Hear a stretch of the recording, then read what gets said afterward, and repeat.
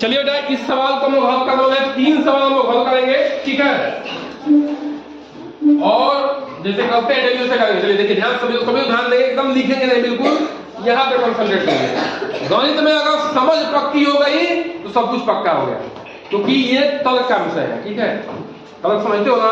अगर तर्क नहीं लगा पाते हो और कुछ भी याद नहीं रख पाते हो तो ये जो है बहुत कठिन हो जाएगा, ठीक है। हाँ ठीक है। वह बड़ी से बड़ी संख्या जो 270 तथा 426 को भाग करने पर प्रत्येक में 6 शेषफल देती है। अब समझो सवाल को। वह बड़ी से बड़ी संख्या ज्ञात करनी है जिससे इसमें और इसमें भाग दें तो 6 शेष आएंगे, ठीक है। क्या है? 6 शेष आएंगे। अब वो संख्या दी है ये, ठीक है बेटा। तो या तो इन दोनों संख्याओं से तुरंत भाग देके चेक करो तो 4 से भाग देना पड़ेगा, और ये मेथड भी सही नहीं है, ठीक है। तो देखो बेटा इस ऐसे सवाल करने के लिए क्या करना पड़ता है मैं बता रहा हूं आपको। देखिए पहले क्या करिए कि इनमें से और इसमें से 6 घटा लीजिए, ठीक है। 270 में से 6 घटाइए तो कितना आएगा बताओ बेटा? 426 में से 6 घटाए तो कितना है? 420। ये 2 संख्या है, ठीक है। अब बड़ी से बड़ी संख्या का रहा है। अच्छा बेटा हमने 6 घटा दिया तो अब इसका निकाल लेंगे हम मौसम निकालेंगे तो क्या होगा? मौसम वो संख्या निकलेगी जो इन दोनों वो बड़ी से बड़ी संख्याओं को जो इन दोनों को विभाजित कर देगी। करेगी नहीं करेगी? मौसम वही होगी जो बड़ी से बड़ी संख्या होगी जो इन दोनों को विभाजित कर देगी। विभाजित कर देगी। हम 6 निकाल दिए हैं, इसके मतलब क्या है? संख्या तो मेन वाला ओरिजिनल ये था जी। ओरिजिनल संख्या क्या थी? ये थी जो सवाल में दिया हुआ है। अब इनका हम मौसम निकाल देंगे तो इनको विभाजित कर देगी।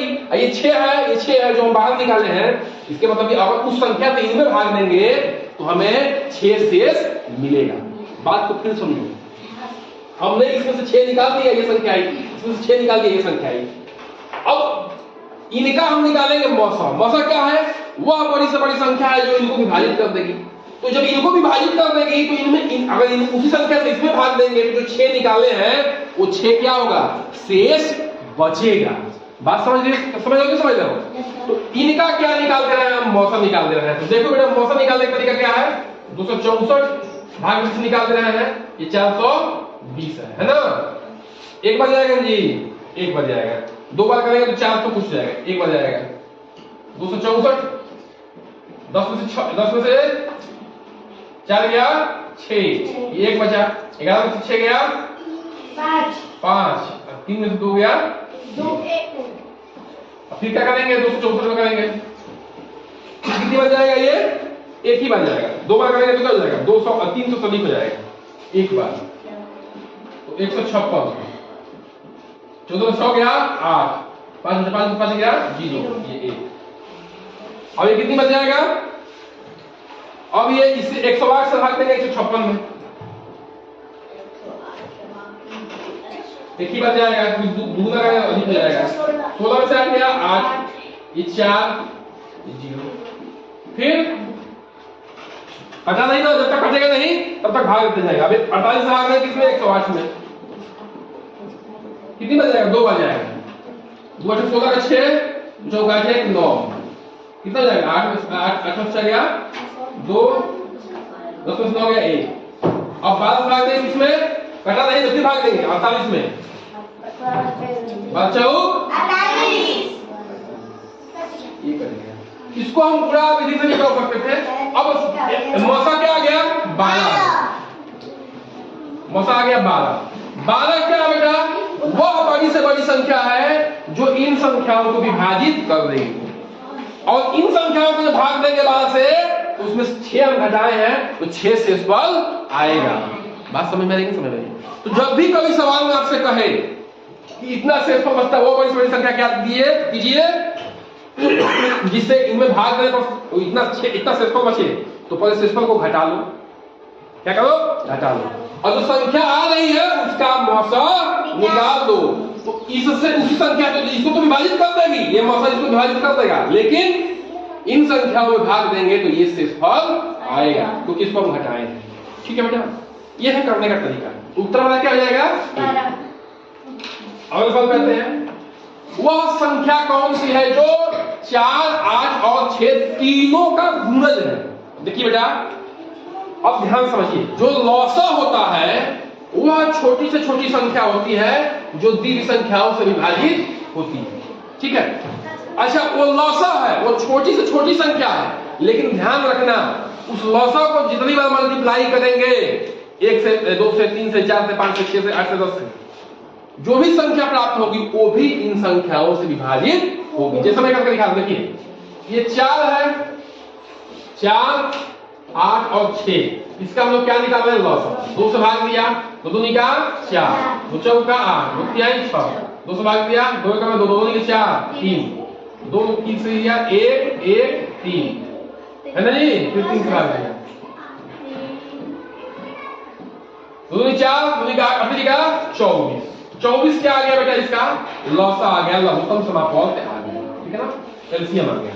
ठीक है, अब देखिए बेटा ये 24 है ना, ये 24 इससे भी विभाजित होगी, माने 4 से 8 से 6 से विभाजित होगी, नहीं होगी? लेकिन बेटा अगर 24 में हम 2 से गुणा करेंगे तो कितना आएगा? 48 आएगा ना। 24 में हम 3 से गुणा करेंगे तो कितना आएगा बेटा? बताओ। 3 चौका 12, हाँ 72 आएगा। 24 में 5 से गुणा करेंगे तो कितना आएगा? बताओ बेटा।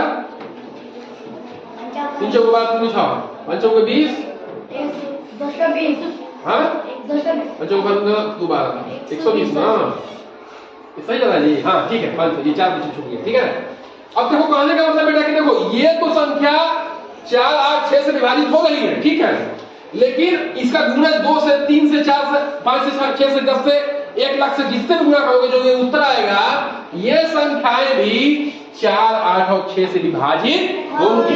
विभाजित का मतलब क्या है? भाग देने पर शेषफल क्या है? 0। शेषफल 0 है, ध्यान रखना। शेषफल क्या है? 0। ठीक है, अब देखिए वही ये सब क्या दिए हैं, वही पूछ रहा है इसमें से कौन सा 24 का गुणज है। देखिए 24 का गुणज का मतलब क्या? कि जो गुणज होगा वो भी इन संख्याओं से विभाजित होगा।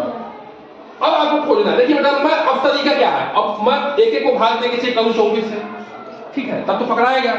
लेकिन एक और तरीका है, देखो 120 पाए हो ना? हां सर। 120 से सब ऊपर है, ये 120 से सब ऊपर है। 120 दूनी का कितना होगा? 240 होगा। हाँ 120 दिया 200 80, 120 120 हाँ 120 360, हाँ कितना होगा? बहुत अच्छा 360। इसमें 100 और 20 बार जोड़ोगे तो 360 होगा ना। तो 360 से कितना अधिक है? बोलो। 36। हाँ 36।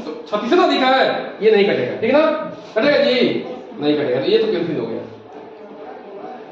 अब इसका डबल करो 600